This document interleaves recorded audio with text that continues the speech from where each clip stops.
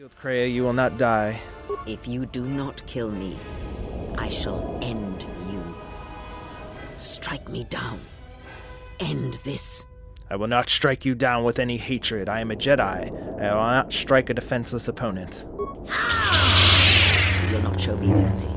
I will see you break before you do. Hello everyone and welcome back to the channel. My name is Adam. This is HMO4 Gaming. Welcome you to the series finale of Knights of the Old Republic 2, as we made it all the way here to face our past here on Malachor 5.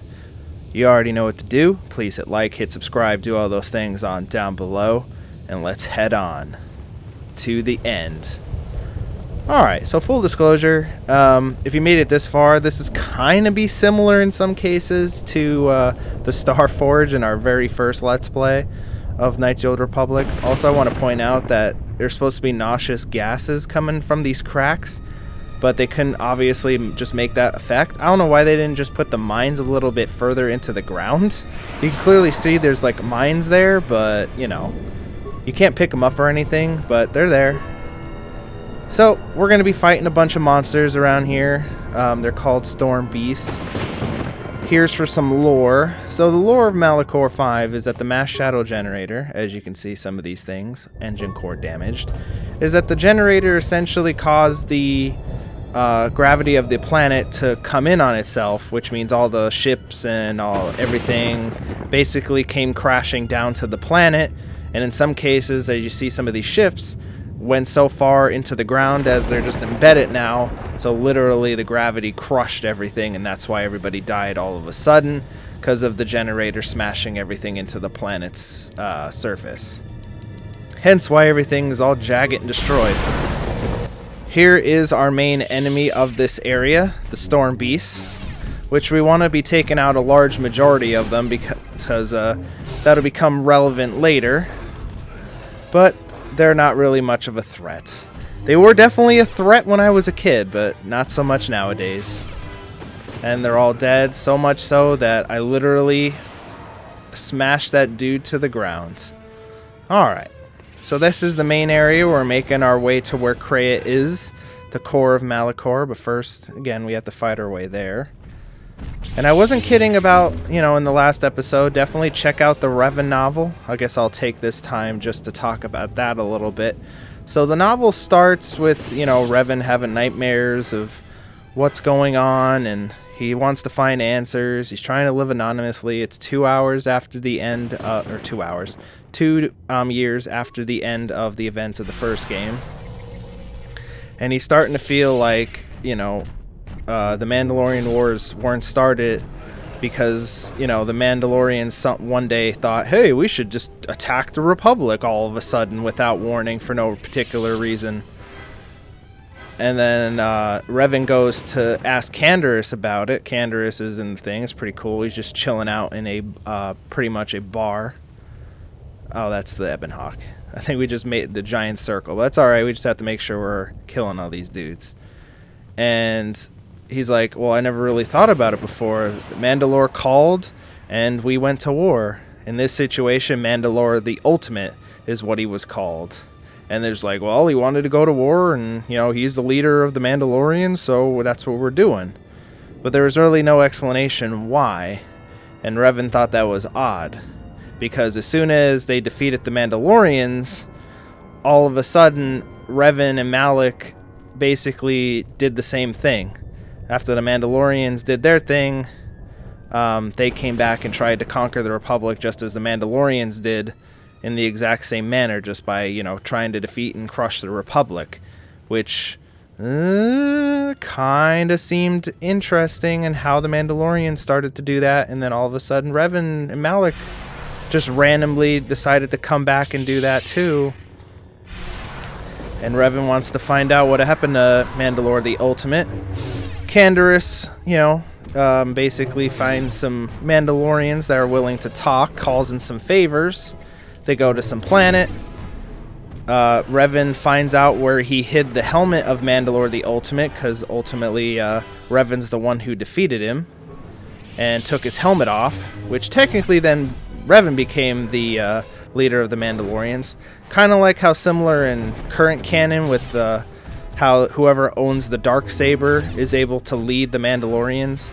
In this universe, whoever owns the Helmet of Mandalore is able to lead the Mandalorians, which is kind of cool. I think that's ultimately where we need to go. So as soon as Revan touches the helmet, he gets more memories back, and he keeps seeing visions of a world shrouded in shadow and electrical storms and dark light. Doesn't ring a bell, but then there's the subplot that shows what planet he's referring to, which is Droman Kos and the Ultimate Emperor himself. If the exile has come here, then she has not come alone. Of course, apprentice. The Huntress is with the exile. She has a special talent for finding that which should remain lost. It also makes her difficult for me to sense, but not to a creature bred for such things. Shall I send the assassins for her? No, I have brought a beast to Malachor to deal with that one. If she survives, she will become stronger for it.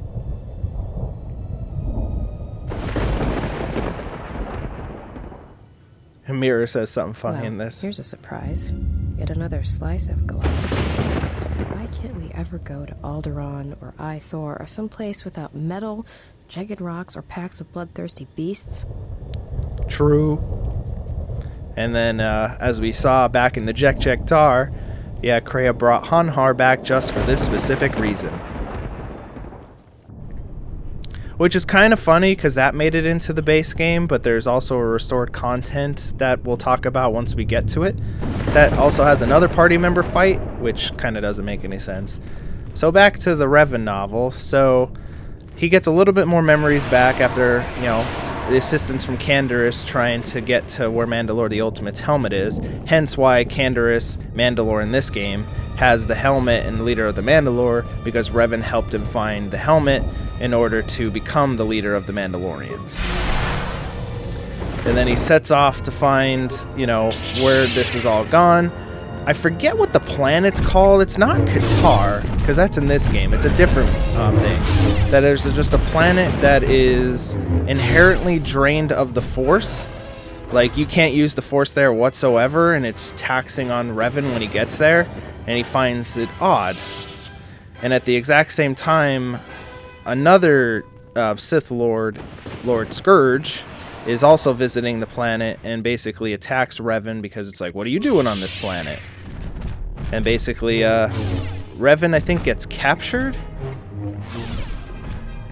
And T3 essentially is commanded by Revan to take the ship, take the Ebon Hawk, go find help.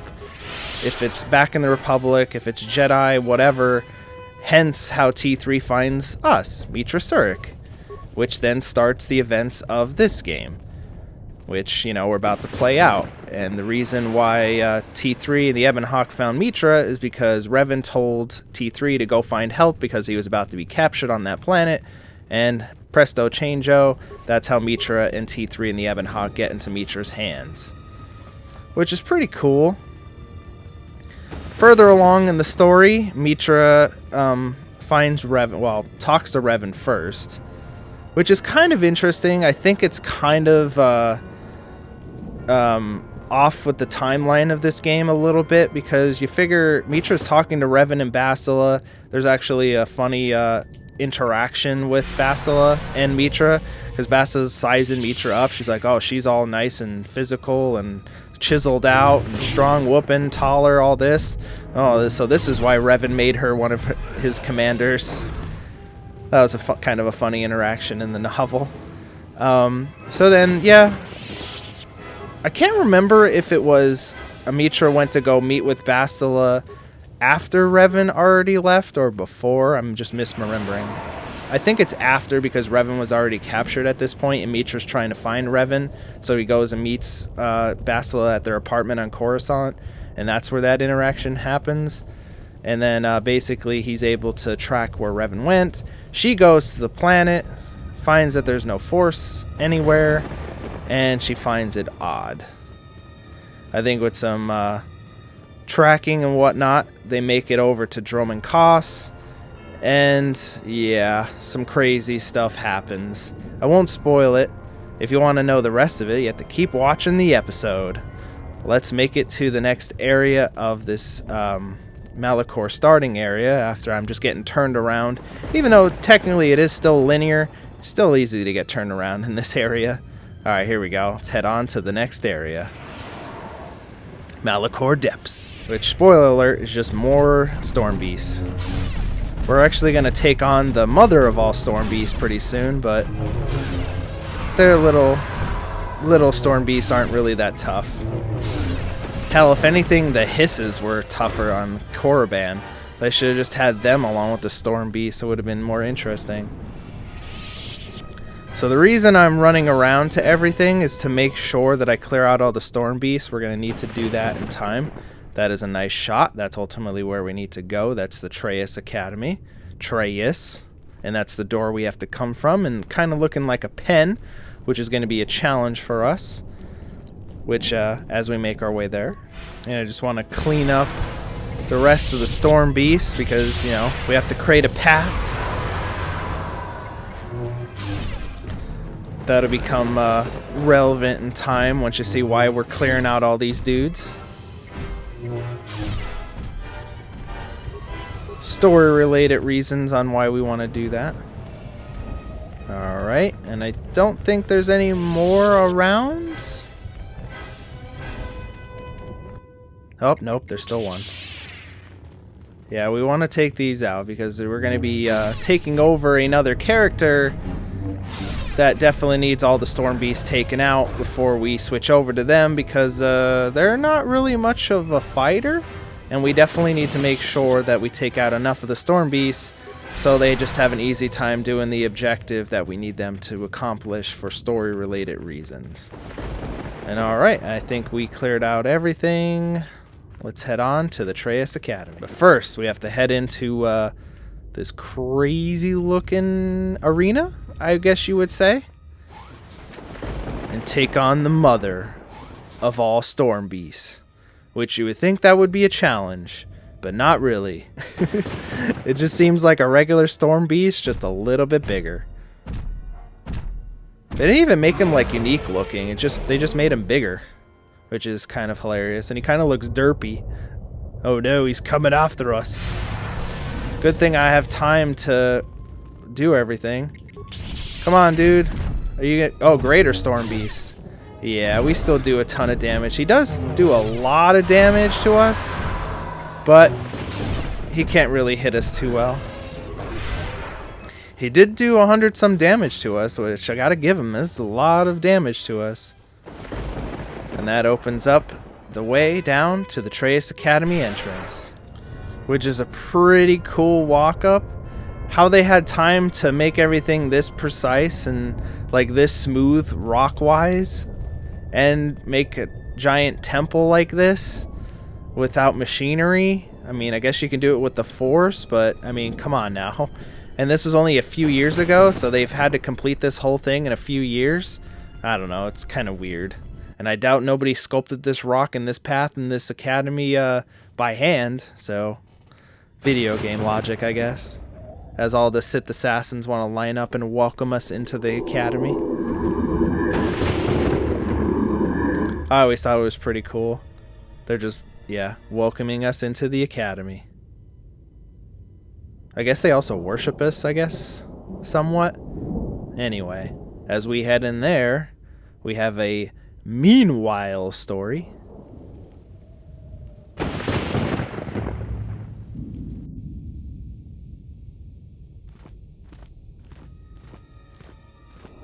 Honhar. Oh, you have to be kidding me. The Grey Mane female brought me here to hunt you. You have always been prey, Mira, weak, scared, always running, hesitant to kill. Oh, well, we're gonna show him how much hesitation. She kinda doesn't have her neck right. Here on the Graveyard planet, you have nowhere left to run. The eyes of Nar Shaddaa do not look here. Run, pray, or fight me here. I can feel the rage of this planet pouring through me, yet it is nothing compared to the hate I have for you. Alright, well, you're about to find out. We're gonna have that chart again of mess around and find out. Alright, and we need Force Shield. Might as well just have all the Force abilities up. Ooh, and we can level up one final time. It doesn't really matter at this point. What can we do to boost our damage? Dual strike? Nah. Well, there we go. Improved dueling. Energy resistance doesn't really matter. Oh, look. 15 damage. Now with all of our buffs up, he really can't do anything. Yeah. He can try, but, you know. I think I have a good thing for you, buddy. Just like I saved you from mines in the past, you're gonna blow yourself up. Ha ha ha ha ha. You are nothing, Hanhar. You shall fall prey to these mines. Yes. Just as you fell on these mines in a previous encounter, you will fall fate to them here. Wait. Have another deadly sonic mine and die. Kill me and the life debt shall be settled. I cannot be your life debt twice. It can only be a second death to me. Wherever you spare me or kill me, it is death. There is no need for this. You don't owe me a life debt. I release you. Words will not break the shackles on my wrists. Words will not end the hatred I have for you. My hatred for you runs raging storms of this planet. It burns hotter than the heat in the heart of the Greymane woman, and greater than her feelings for the exile. Well, sorry, I won't kill you, Hanhar, no matter what you've done. Your mercy is death to me. End this. I will not kill you in cold blood. You are weak, a child of Hut's moon, frightened forever, fear in the dark. You shall always be prey, Mira. And if you do not kill me now, I shall hunt you through the paths of your mind until you die. Then that is something I will face, Hanhar, but I can't waste any more time here. See you later, bruh. Watch out for that mine I put right next to your foot. And so starts another sub-quest. Another meanwhile.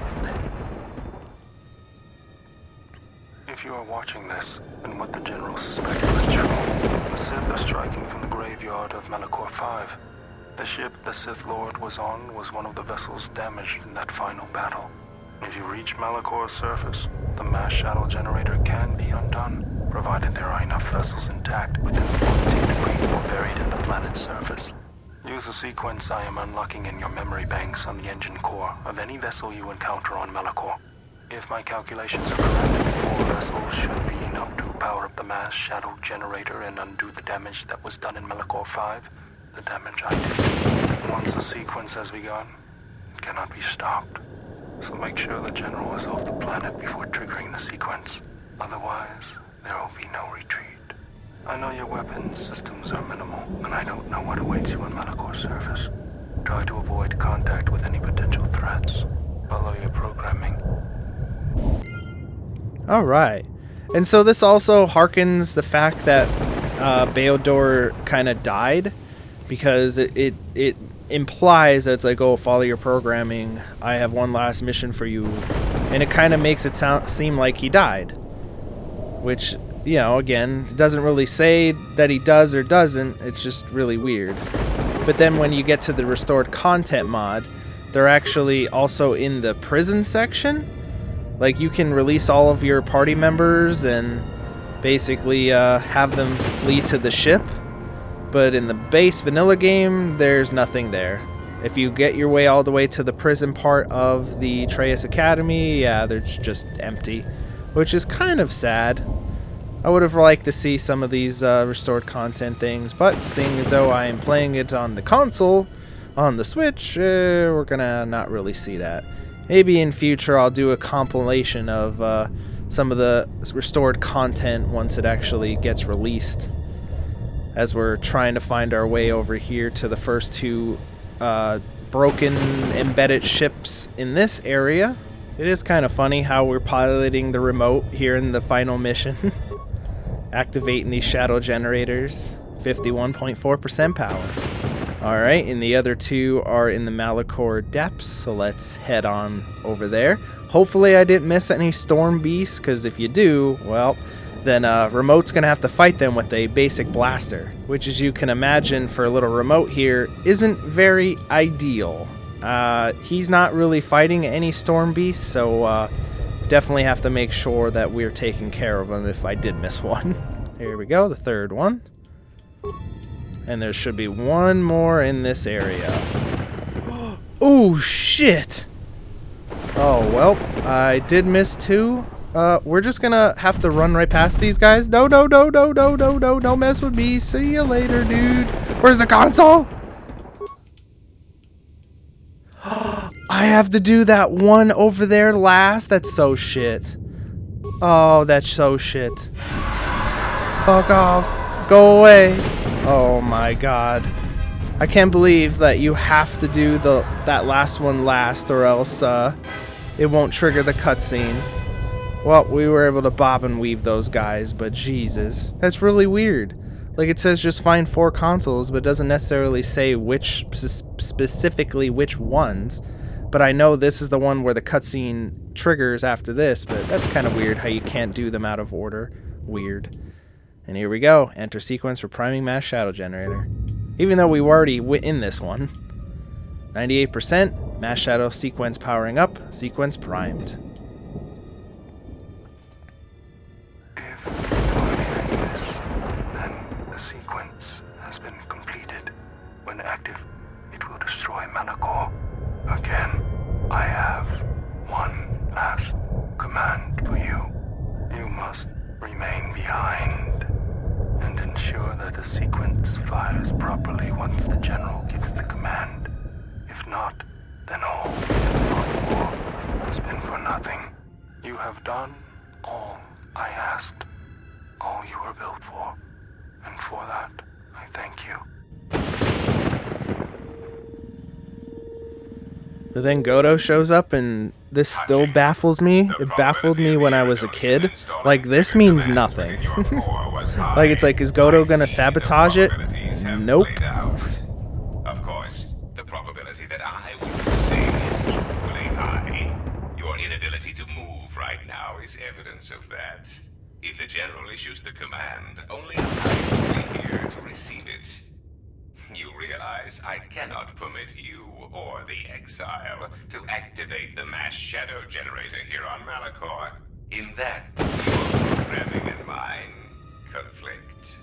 And since you have no offensive weaponry to speak of, the probability of your programming overriding mine is low. You must understand that the General would not wish the relics or the Sith strength here on Malachor to be compromised. Their presence is needed to stabilize the galaxy. Without them, the galaxy would be reduced to anarchy within years. And if there is anything I can't stand, it's an untidy galaxy.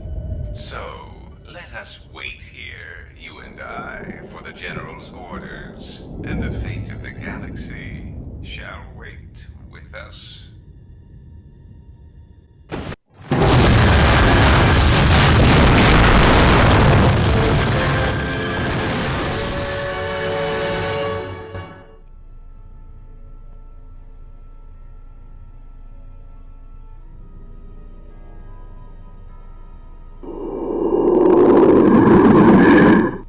When the exile enters the Trey's Academy, she will be faced with a choice.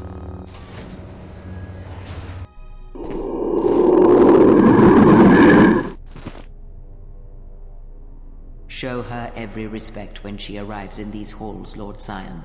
This I command you.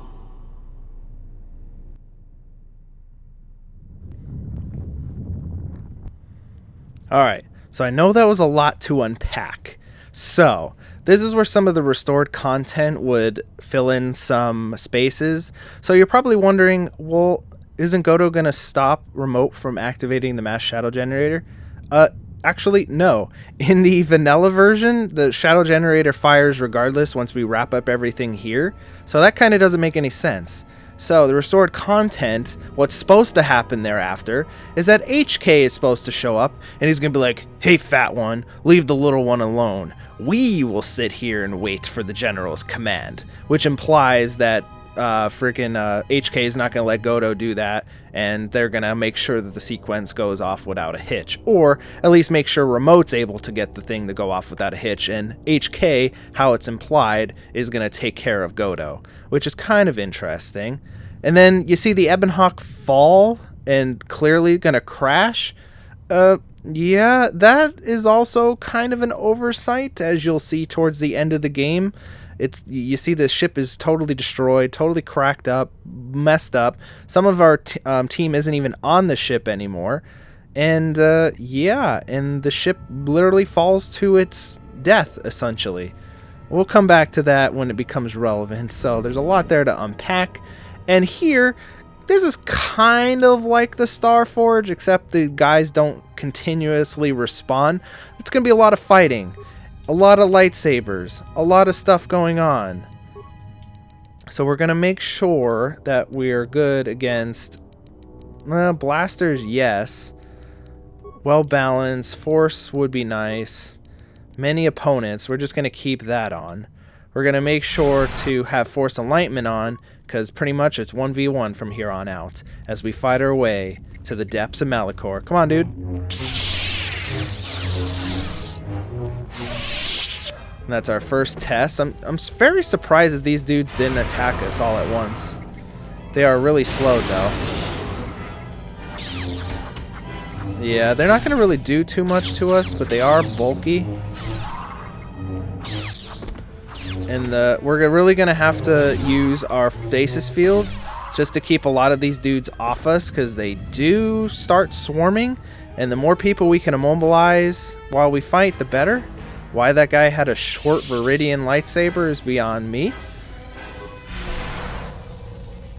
And ultimately, I don't know if that was supposed to be like that. That Kreo's like, oh, show the exile some respect. Yeah, he's not showing no respect. He's making sure that everybody is attacking us at will. And that nobody's going to stop us. There we go. They're frozen. They don't even have lightsabers, which is kind of funny. This is ultimately going to be us through the entire academy. These guys, I guess, can't be bothered. Ooh, and I think I get behind them and smash them up. Yep. God, these guys are tough. How did that not do any damage? There we go. Just gotta make sure our force enlightenment stays on. And we take out all these dudes around here. Alright, there's two sides. Again, just have to make sure all of our stuff stays on. I can force battle meditation. I couldn't remember what the hell it was called through the door. And make sure a lot of these dudes get zapped. Makes it a lot easier to take a large amount of enemies down as we're getting our way through the academy. Hello, Jark Jedi, or Sith Assassin. You're the only one that didn't come and try and fight me. We're not really worrying about loot at this point, so if you're wondering why I'm not picking up anything, there's kind of no point at this point, unless we somehow pick up some crazy amount of loot. We just did 100 damage right there. I'm just going to make sure our force powers are up so we can just easily fry these dudes, no problem. Ooh. Let's get over here so we can maximum effect. Yeah. Come on. You can do it. There we go. And that's more people fall to us as we get to heal up a little bit first. Our force powers come back really fast, so we shouldn't have really much to worry about.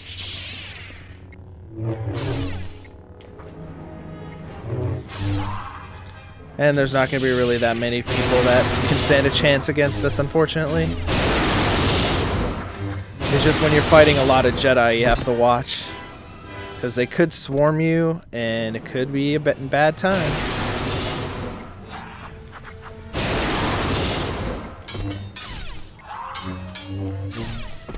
And we get a nice level up. It might be one of our last level ups we get in the entire game. Attribute wise, might as well just get some more strength. Doesn't really matter for anything else. What can we do? We can do master conditioning. I think we got everything else. Advanced Jedi defense. Or I can do improved dueling, which is kind of pointless at this point. Yeah, I guess we'll just do master conditioning.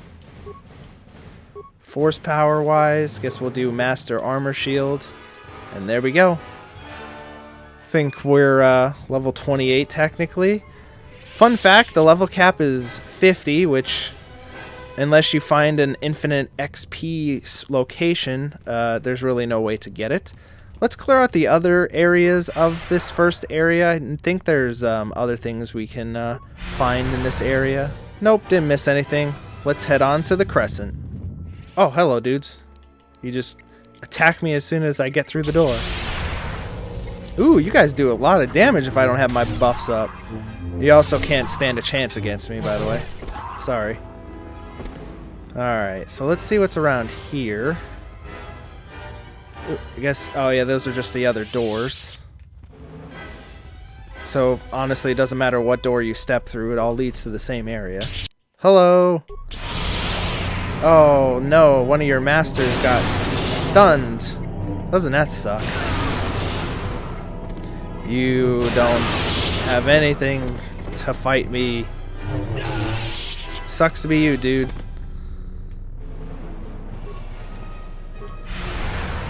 There's just random corridors. Oh, hello.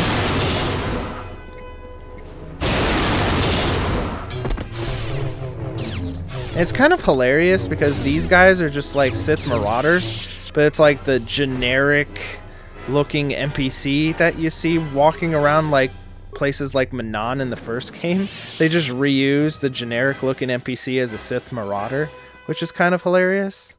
Hello, Dark Jedi Apprentice. You guys are wearing crappy robes. Ooh, my buffs are down. Gotta watch. Gotta watch, gotta watch, gotta watch. There we go. Ooh, you guys are tough. Ooh, we have to watch out. We're not... Ooh, shit. Yeah, you have to watch. Some of these dudes do pose a threat. Alright, hold on.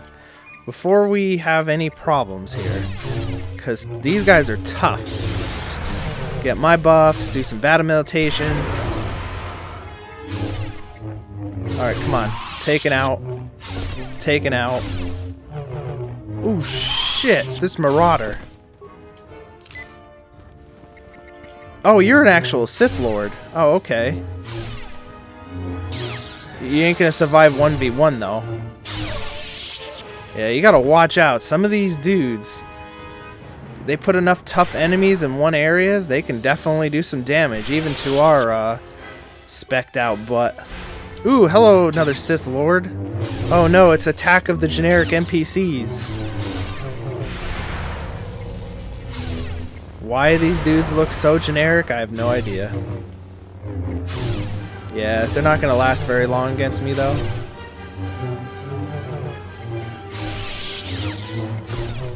Ooh, that's a lot of damage. Sorry, lady. You couldn't last against me. I like how they're getting a lot of nice endgame loot, but it doesn't really matter. That's to the next area, but I want to check everything else around here. Alright, there's really nothing I missed. This area is just literally just fight through waves of dudes. Ooh, hello. Thought I didn't see that dude T-posing as soon as I walked into the room. Good news, they're gonna sit over there. Can't be bothered with what's going on in this part of the room.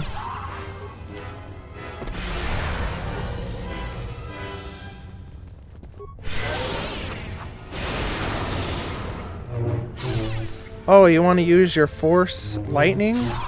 How cute. I'll show you true Force Lightning! Yeah, Dead. Sorry. Alright, as we're making our way towards the end here of the... Oh, I say make our way towards the end. We're at the end.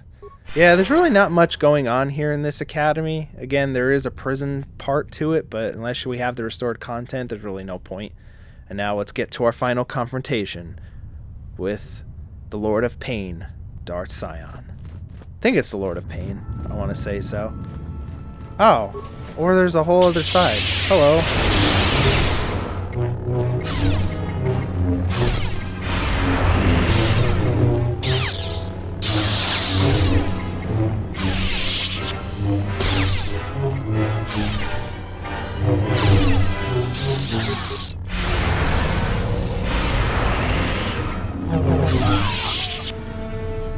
Think there's anything over here?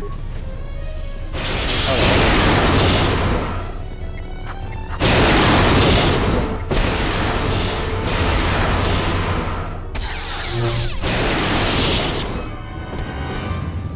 No, it's just the other area. Proving grounds. Did I go over here? Oh, I didn't. I didn't go over here. Alright, might as well see everything in the academy. As we're fighting a bunch of more dudes, causing chaos as we go.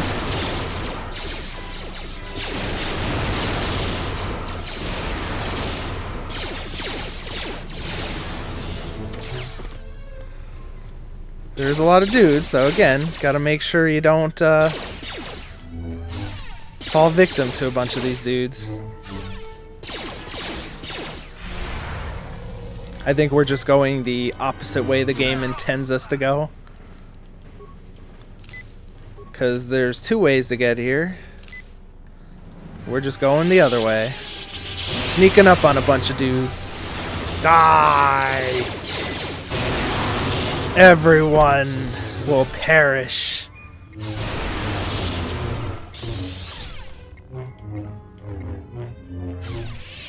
And that's it. So we also want to point out before we head on to fight Darth Sion that this is where the restored content would come in. In these cells is supposed to be where all your companions are. And down here, instead of a workbench, I think there's supposed to be a terminal that lets us do stuff to our companions. It's either we let them all out, or we can actually gas the cells and kill them all, which is hilarious. So you can literally just kill all of your squad mates, which, yep, is something the game lets you do. But in the vanilla game, yeah, it's just a bunch of dudes we can fight and nothing more. I'm just going to be mopping up the rest of these troopers on this side of the academy before taking on Darth Sion.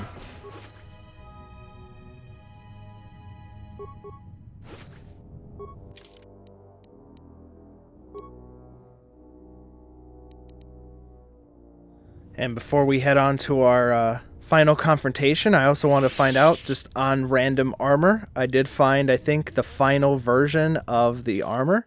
This is the Jason Shea Warrior armor, which gives us another plus in defense, max dexterity, and I switched over my immunities to energy over to this. It also prevents attribute damage and saving throws. It's not strict force powers. And yep, I think this is one of the best armors in the game for a Jedi. So now our defense is 35, we have 60% energy resistance, and our attributes will never be affected by any kind of force power, any kind of stun, which is great. So now we are truly ready for our final confrontation with the last two bosses of the game. As we step into this room, having cleared out the entire academy, and we try to head over to the depths, we are stopped. You should not have come to Malachor. She will break you, your mind, your body. You will be lost. Return to the surface. Let the planet claim you, as it claimed the other Jedi. There is no reason for you to suffer at her hands. You're telling me, where's Kreia and Sion? She awaits on the Treyas core in the heart of this planet, but you will never reach her. Damn, Treyas Academy, and you're also called the core of Malachor, Treyas core? Jesus, why don't you just let her call it Malachor Treya? Kreia is using you, Sion. Using us. Turn aside then. Deny her what she wants. She'll accept my loyalty again, for she will have no other choice. Persuade lie. Scion, there is no reason for us to fight. Together we can stop Kreia. She cannot be defeated. Even if she could, we would both be destroyed before she would surrender her life a second time. Does her teachings include cowardice? You seek to erode my will. You will not succeed. You have eroded Scion's will. Reducing his will saves constitution and wisdom. I am ready for you, exile. I have waited years to see the last of the Jedi fall before me. Only one may serve my master. Oh, now she's your master again? Alright, dude. You're gonna find out. And you do 29 damage. Oh no. Oh no, you can't stop us. And just like that, 2 hits, he's already almost dead. He gets his power back, but you know.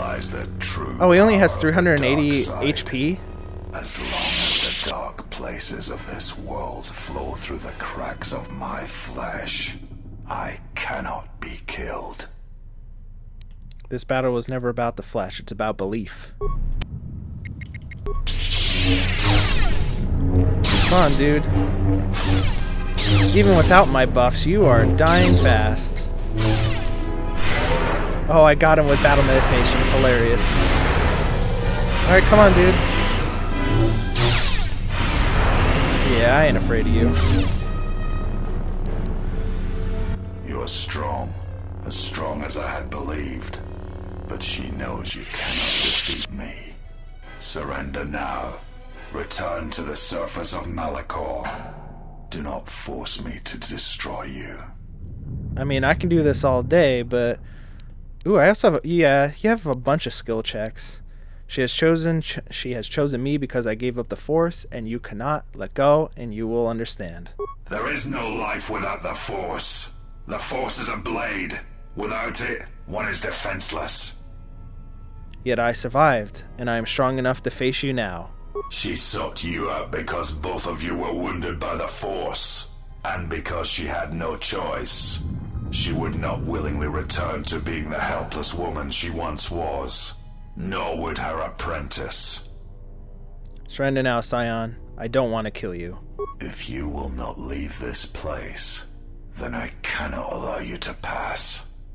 If you go before her, you will be broken. If killing you will spare you what lies ahead, then kill you I must. You are misguided, Scion, and I almost feel bad for you. But you must step aside. Step aside! Don't make me kill you. Die! If I die here, then you will have sealed your fate. I am stronger than you expect, and I am stronger than Kreia expects. Let me confront her and we shall see. Scion, even you should beat me. Even if you should beat me, Kreia has marked you for death. You know this. No. Ooh, I failed that. I still have the power to stop you. The Force runs strong through the screaming canyons of Malachor. I can die 100 times, exile, and still I will rise again as strong as before. Damn. I must have failed that. Maybe my Force Enlighten ran out, and that's why I failed it. Alright, let's go. I have to make sure to reapply that before we start talking again, because maybe I just didn't have enough Persuade. Yeah, there we go. You should be able to fight. Come on. I will not fall. I cannot die. You have already been defeated, Scion. Surrender, and I will spare you. Why? Why did she choose you? What makes you able to defeat me? Defeat me here? Because I was able to turn away from it, and you cannot. It is not possible to walk away from such things unscarred. To keep living when the universe dies around you. It is difficult, yes, but in making such decisions is what strength is. The Force is who I am. The dark side fills me. It is what I am. And Kreia hates the Force, even as she wields it. If the Force is what you are, then that is what she despises. It is the truth, Scion. You feel it. Let go. It is not such a terrible thing. Kreia, she will try to break you, to teach you how far someone can fall. Her weakness is you, as you are mine. I am glad to leave this place, at last. And with that, Scion falls. Wonder what he has on him. Okay, so, yeah, nothing too crazy. And with Scion defeated and no one keeping us from the depths of Malachor, let's head down and finish this. To the Treyas core. Alright. And as a kid, I was terrible at this fight, to be honest. I would run around. I would literally stand on like these ledges and make sure like the lightsabers that she's gonna throw at us get away, and I'm sitting here with like a pistol trying to kill them because I didn't know anything about stats or anything. I would just basically, alright, let's see what kind of drugs I have. Alright, just put all the drugs in me and let me run up and chip her down and then run away. And that's kind of like how I finished our first Let's Play of the Knights of the Old Republic. But I'm a little bit more familiar now playing both games fully through. We'll know exactly what to do. This is our final loadout.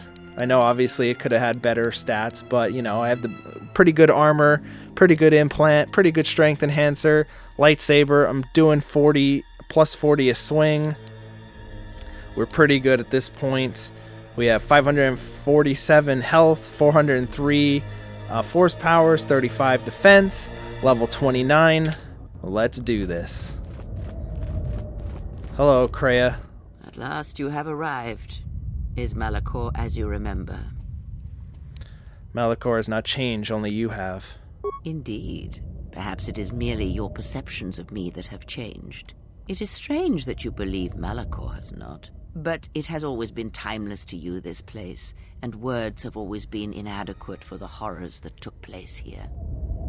His academy here won't last, Kreia. I've activated the shadow generator again. Yeah, she's just gonna spit at us for that. More talk of machines and threats. If you would end Malachor, then do it. But it will not be a victory for you. And of course you must be willing to die, to kill us all, and your friends. You may hold Malachor in your grasp, but I hold the answers to your past and future in mine. Would you destroy us both before learning them? If so, then do it, for you have already failed me. If I had to, I would. You have to be stopped. Why did you destroy Atris? I never destroyed Atris. She had destroyed herself. I merely stripped away the illusion and brought her truth. Her teachings could not be allowed to continue. And like Malachor, she was part of your past, unresolved. She needed to be something you could confront and defeat one last time. It was part of your training. Part of what was needed to make you complete. And there must always be a Darth Treya. The galaxy needs its betrayers, especially in the times to come. She loved you, you know, as one loves a champion. You were all that she could not be. She never mentioned such feelings. Yes. It is all that is left unsaid upon which tragedies are built. More echoes traveling through the Force. Okay. Why have you done this? It is said that the Force has a will. It has a destiny for us all. I wield it, but it uses us all, and that is abhorrent to me, because I hate the Force. I hate that it seems to have a will, that it would control us to achieve some measure of balance when countless lives are lost. But in you, I see the potential to see the Force die, to turn away from its will, and that is what pleases me. You are beautiful to me, Exile. A dead spot in the Force, an emptiness in which its will might be denied. No, I might have jumped the gun in explaining all that in a previous episode, but you know, if you hate the Force, why do you use it? I use it as I would use a poison, and in the hopes of understanding it, I will learn the way to kill it. But perhaps these are the excuses of an old woman who has grown to rely on a thing she despises. Okay. Were you manipulating me all along? Yes, always. From the moment you awoke, I have used you. I have used you so that you might become strong, stronger than I. And I used you to make those who wounded me reveal themselves so they could be killed by the Republic. So you used me to get revenge on Cyan and the others. I used you to keep the Lords of the Sith from condemning the galaxy to death with their power unchecked. I used you to lure them to Telos, where they could be at last fought and killed. I used you to reveal Atris's corruption so that her teaching could be ended before it began. I used you to gather the Jedi so they could be destroyed. And I used you to make those who wounded me reveal themselves so they could be killed by the Republic. Alright. Why me? Perhaps you were expecting some surprise, for me to reveal a secret that had eluded you, something that would change your perspective of events, shatter you to your core. There is no great revelation, no great secret. There is only you. But there are other Jedi you could have chosen. No, there were not. In times past and in times future, there are Jedi who will stop listening to the Force, those that will try to forget it but maintain unconscious ties, and those, as in the past, just as I, who have had the Force stripped from them. But no Jedi ever made the choice you did, to sever ties so completely, so utterly, that it leaves a wound in the Force. It was a mistake to try to make you feel it again, I see that now. There is no truth in the Force. But there is truth in you, Exile, and that is why I chose you. Alright. What happens now? The apprentice must kill the master. If you do not, I will kill you. If I do not, then all you have achieved will be as nothing, as empty and as violent as Malachor itself. I will not fight you. Then you will break, and then, my apprentice, you shall die. Alright.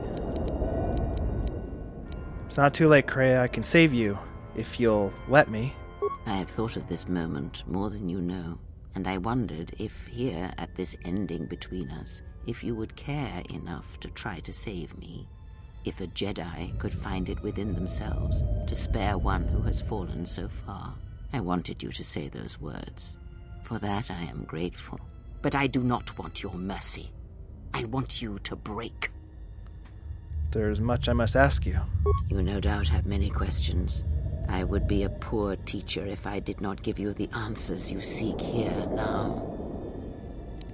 And I already asked all that, so what happens The now? apprentice. Yes. Then you will break. Yes. It's not too late, Kreia. I can save thought you. And I wanted you to... But I do not. We're going in a loop here. Then let us end this. And then we fight Kreia. She is tough. Don't let her fool you. But with our energy resistance, she can only do bits and pieces. She does a lot too to us. But if we get a good enough shot, she won't be able to last too much longer against us either.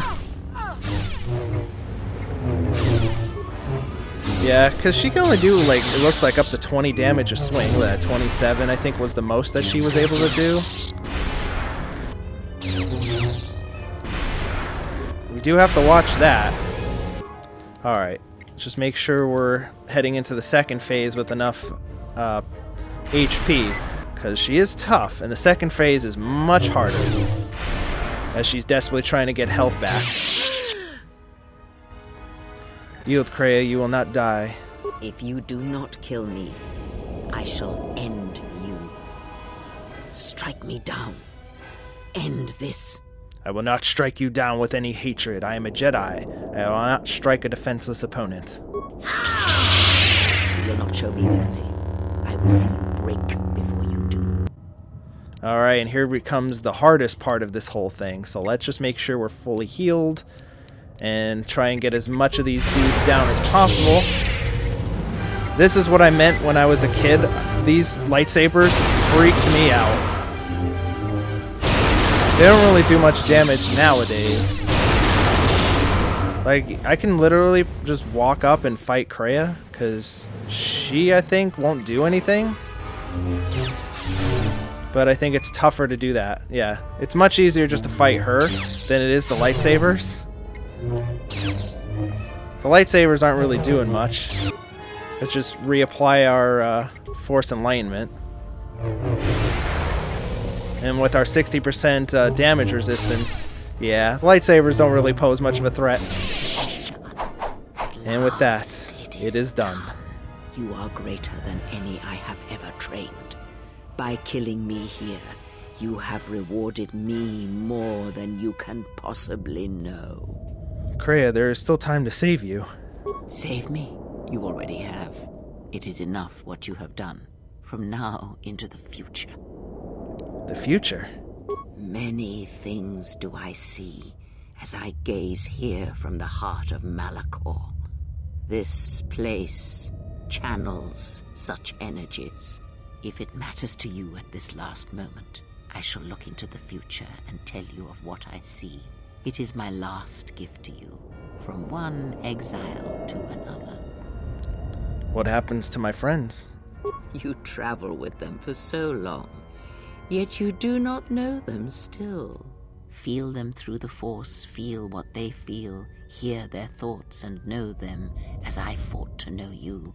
They were the lost Jedi, you know, the true Jedi upon which the future will be built. They simply needed a leader and a teacher. Which is why we were able to convert a majority of them to be a Jedi. Tell me of Mira. She will stop hunting life and instead live it. She was not born to be a predator, despite her true father and the life she led within the shadow of Nar Shaddaa. She will miss you and think of you often. You who awakened her to what life is. She will live, but only for a time.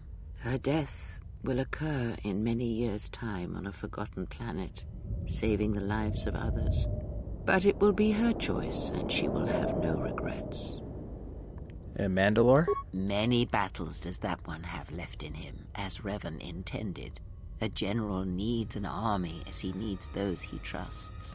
And Canderous is a loyal beast, no matter how much he is broken upon Revan's will. But you know this. What are the Mandalorians? They will die a death that will last millennia, until all that remains is their code, their history, and in the end, the shell of their armor upon the shell of a man too easily slain by Jedi. This is the way. And Visas, what of her? The blinded one shall return to her home world, and she shall look upon the surface of that world, and perhaps at last see what she was meant to see. Her life has been changed by your meeting in ways that may not be felt for decades to come. Did I save her? Salvation is a relative thing, but as you understand it, yes. And Disciple? He cannot help but love you in his way. Aww. It is a pure, ideal love he holds, yet somehow it never dulls in your presence or through your actions. If he leaves this place, he will leave the galaxy behind him. He will sit upon the new council, reluctantly as all good men do. And he will not forget the Jedi who had lost the Force, yet showed him the way to reclaim it. After that I do not know. I do know that you must leave him behind. The same choice that Revan made. Where you are destined, you must not take anyone you love. And of the ones who traveled with you, that is all I see. Hey now, what about Atton? Atton is, as always, the fool. And the Force watches out for one such as him, I feel. As it does for the old, such as I. I know this is at the end. Did he love me? He is a fool, and that should answer all your questions. He has nothing to offer one such as you, and even a fool such as Atton is not so ignorant of that fact. Did you love me? I would have killed the galaxy to preserve you. I would have let the galaxy die. You are more rare than you know, and what you have taught yourself must not be allowed to die. You are not a Jedi, not truly, and it is for that that I love you. I don't know if you caught that. She says more rare than you know. In the actual subtitles, it says more precious. And Beodor and the droids? Their paths are unknown to me. Even the small one who waits for you outside this place. I sense it has one last journey for you. You must go where Revan did, into the unknown regions, where the Sith, the true Sith, wait in the dark for the great war that comes. And Revan, he came here, was here, what happened to him? It is because he remembered what lay buried here, this place, its teachings. It paved the way to Korriban, you know, the remnants here. And because Malachor, like Korriban, is on the fringes of the ancient Sith Empire, where the Sith wait for us in the dark. But we fought the Sith. Have we? You thought that the corrupted remnants of the Republic, the machines spawned by technology that Revan led into battle, were the Sith? You are wrong. The Sith is a belief, and its empire, the true Sith Empire, rules elsewhere. And Revan knew that the true war is not against the Republic. It waits for us beyond the Outer Rim, and he has gone to fight it in his own way. And he left the Ebon Hawk and all its machines behind, for he knew he would not need them. And like you, he knew he must leave all loves behind as well, no matter how deeply one cares for them. And again, if you want to read the Revan novel, Mitra actually finds Revan. Revan regains his powers, and he, regains his powers and memories in order to fight the ancient Sith Empire. And where there's an empire, there's an ancient Sith Lord that they must also fight. So if you want to know the conclusion of Mitra Surik and what ultimately became of Revan, definitely read that novel. It'll reveal a lot, and it will give you a nice conclusion to Mitra and Revan.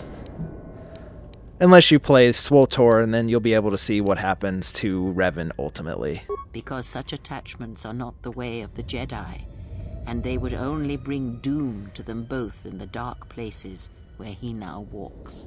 It would have helped had he made her understand, but she was always strong-willed, that one, and did not understand war as Revan did.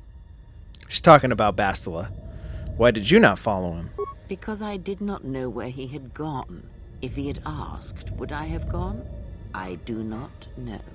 But he will need warriors, Sith and Jedi, any who can be sent after him into the depths of space, for any who know the way. Perhaps you shall go there with him and do battle at the end of all things.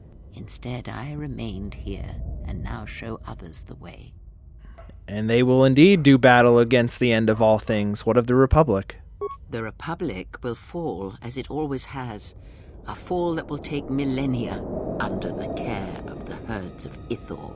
The surface of Telos will bloom again, and its golden fields shall again harbor scientists and thinkers. And complacent and peaceful, it shall forget the time that Saul Karath orbited it and brought fire to its skies. But it shall be a home world again to others who will stretch out across the galaxy and bring life.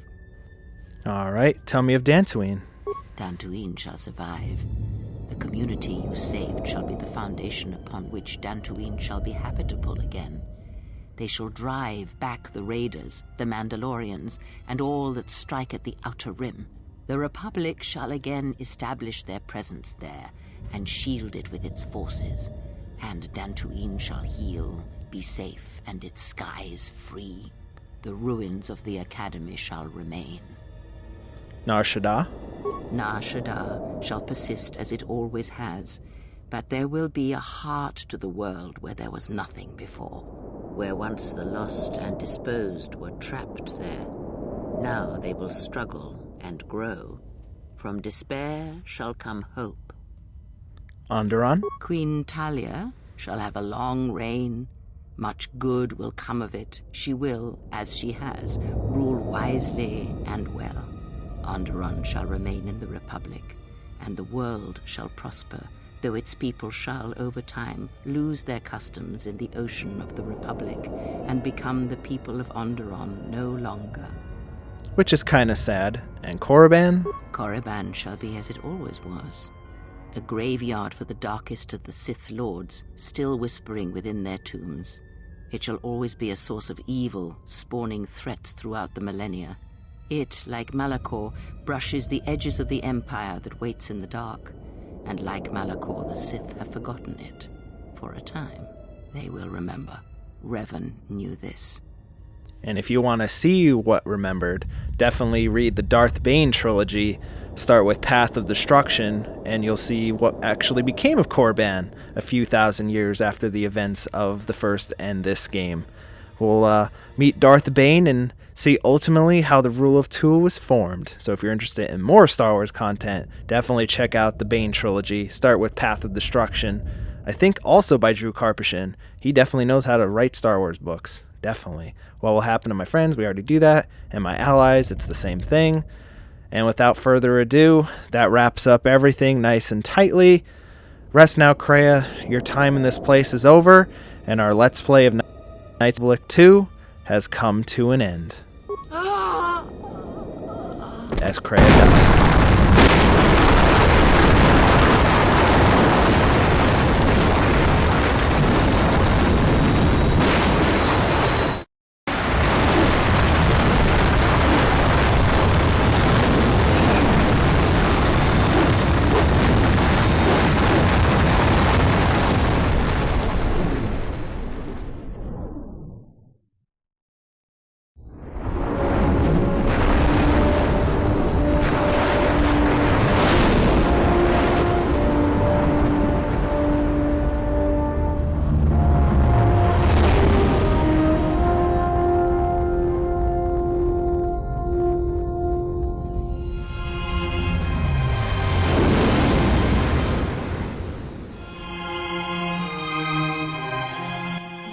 I mean, I'm still wondering how the Ebon Hawk was able to fly away, but, you know, I guess that's neither here or there. And as Mitra goes off into the atmosphere, we wrap up Knights of the Old Republic 2. I hope you guys enjoyed. Please hit like, hit subscribe, do all those things on down below. It was a very fun Let's Play. I was very happy to bring it to you. I know it took a little bit longer. I know we didn't get any of the restored content that I really wanted to have. But, you know, it was still fun to bring it to you, relive my childhood, relive both games. If you haven't seen the first Let's Play, definitely check out that as well. Check out this full playlist, check out the channel, do all those things on down below. But it was definitely a fun time to bring this to you. If you're wondering what comes next, don't worry. I will definitely be bringing more Star Wars games to the channel, maybe some old ones, possibly some new ones. And I hope you join me for that in future. But this has been Knights of the Old Republic 2, done the light side route, canon female route with Mitra Surik. And again, if you want to know the ending of her story and Revan's, definitely check out the Revan novel. You definitely won't regret it. But until next time, I have been Adam, this has been HMO4 Gaming. Thank you very much for joining me for Knights of the Old Republic 2. Have yourselves a great day. And I also just want to point out on the menu screen that Kreia is also here as the main Sith Lord. If you do the dark side route and finish the game that way, it would actually be your character as the silhouette, kind of as an Easter egg, you being the last Sith Lord. I just wanted to point that out. Thank you very much. Take care. Have yourselves a great day.